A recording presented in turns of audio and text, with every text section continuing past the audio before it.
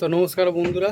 গরমে তো আমরা এই গরমকাল পড়েছে, তো গরমে তো আমরা এমনি পেপসি খেয়ে থাকি। তো পেপসি কীভাবে বানাতে হয় সেটাই আজকে তোমাদেরকে দেখাবো। তো আজকে বানাবো অরেঞ্জ পেপসি, ম্যাঙ্গোটা হয়ে গেছে।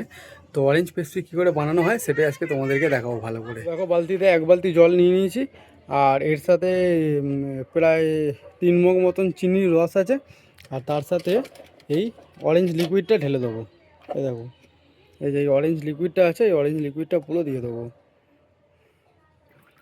দিয়ে এবার এটাকে ভালো করে গুলবো। তো এটা এবার ভালো করে গুলবো, তোমাদেরকে দেখাচ্ছি। দেখো,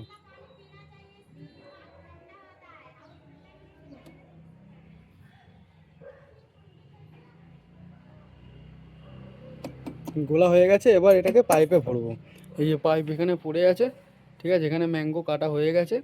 তো এবার এটাকে পাইপে ভরবো, ভরে তারপরে ফ্রিজে দেবো। ফ্রিজে দিলেই হয়ে যাবে। তো এটা হলুদ হয়ে গেছে, এটা অ্যাকচুয়ালি হচ্ছে অরেঞ্জ। তারপরে এখানে অনেক রকম পেপসি আছে, ভিডিওটা ভালো করে আসবে।